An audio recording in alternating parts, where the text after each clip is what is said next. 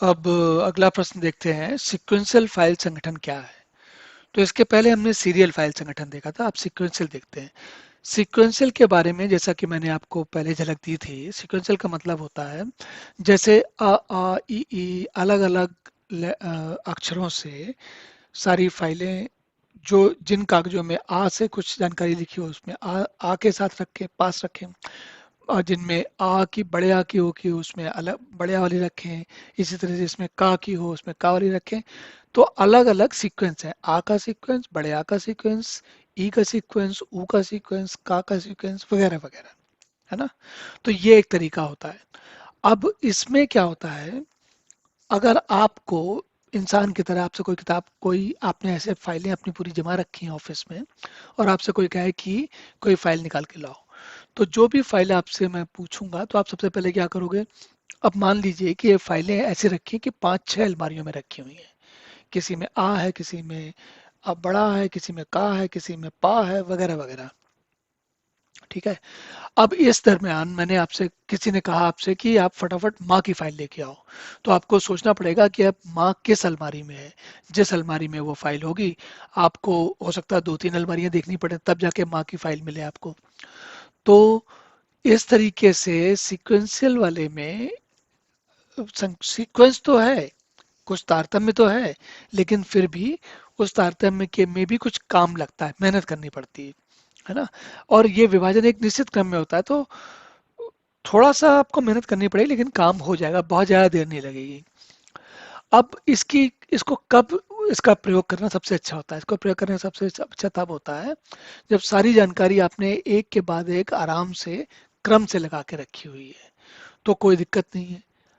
लेकिन अगर, और इसमें इसमें फायदा भी है, मतलब अगर देखा जाए तो बहुत ज़्यादा देर नहीं लगेगी, लेकिन आपको जल्दी ही मिल जाएगा, बहुत मेहनत भी नहीं लगेगी। तो ये अच्छा, इस व्यवस्था में कि फाइलें, फाइलों को लगाने में कोई बहुत ज़्यादा बुद्धि नहीं लगानी पड़ेगी, बहुत मेहनत नहीं करनी पड़ेगी।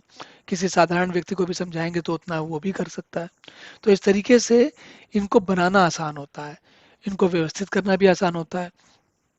लेकिन जब आपको कोई चीज़ ढूंढनी है तो आपको पता करना पड़ता है कि भाई अब कैसे ढूंढना है। अ, जो रिकॉर्ड की है या जो चिन्ह है सीक्वेंशियल फाइल का, वो क्या है, और उस चिन्ह के हिसाब से आप काम करते हो। वो चिन्ह होता है रिकॉर्ड की, कंप्यूटर की दुनिया में उसको रिकॉर्ड की कहते हैं। तो रिकॉर्ड की अगर आपको पता है तो उस रिकॉर्ड की के हिसाब से जाते हो, आप फाइल ढूंढते हो और चले आते हो। अब इसमें क्या है, इसमें समस्या क्या है, समस्या ये है कि मान लीजिए आपकी आपके पास अ, जो फाइलें हैं, बढ़ते बढ़ते ऐसे बढ़ गई कि आ की, जैसे आपने छोटा आ लगाया, उसके बाद बड़ा आ लगाया, फिर बड़े आ के बाद छोटी ई लगाया, फिर बड़ी ई लगाया, उसके फाइलें लगाई, इस नाम इस अक्षर की फाइलें लगाई। तो पहली समस्या तो ये आएगी कि आ के बाद आ की जितनी फाइलें आपने लगा दी, अब कल को 4 फाइलें और आ गई, तो आप क्या करेंगे। अब आपको सारी बड़े आ की खिसकानी पड़ेंगी ताकि आ के पीछे लगा सको, नहीं तो वहां जगह ही नहीं है। और अगर आप पहले से जगह छोड़ोगे तो बहुत सारी जगह खाली छूट जाएगी। तो ये व्यवस्था करना थोड़ा मुश्किल हो जाता है। दूसरी चीज क्या होती है, अभी भी आपको अब जब आग, जैसे चलन बढ़ता जाएगा, जैसे सब मान लीजिए कि छोटे आ में तो कम आए लेकिन बड़े आ में बहुत सारी फाइलें आ गई, तो उसकी लाइनें एक अलमारी की जगह 3-4-5 अलमारी में चली गई।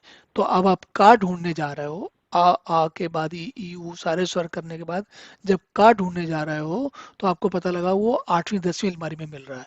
तो ये चीजें बार बार बदलती रहेंगी, तो ढूंढने में, खोजने में काफी मेहनत करनी पड़ती है।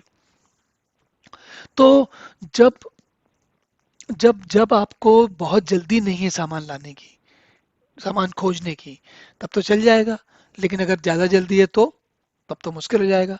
जैसे उदाहरण के लिए सोचिए, जब हम कोई चीज़ गूगल में सर्च करते हैं, और अगर गूगल सीक्वेंशियल फाइल का तरीका प्रयोग करता हो, फाइलों को, सामान को, आप जो जो वेब पेजेस ढूंढते हैं उनको रखने का अगर सीक्वेंशियल फाइल का तरीका ढूंढता हो, प्रयोग करता हो, तो कोई फाइल ढूंढने में कितनी देर लगेगी। तो यहाँ पर आप सोच सकते हैं कि गूगल कौन से तरीके अपनाता होगा, कैसे ढूंढता होगा, है ना। क्योंकि गूगल तो बहुत जल्दी ढूंढ के लाता है। इसका मतलब गूगल कोई अलग काम कर रहा है, तो उसके बारे में सोचना चाहिए हमें कि क्या काम कर रहा है। तो अगला प्रश्न देखते हैं तो उससे कुछ समझ में आएगा हमको।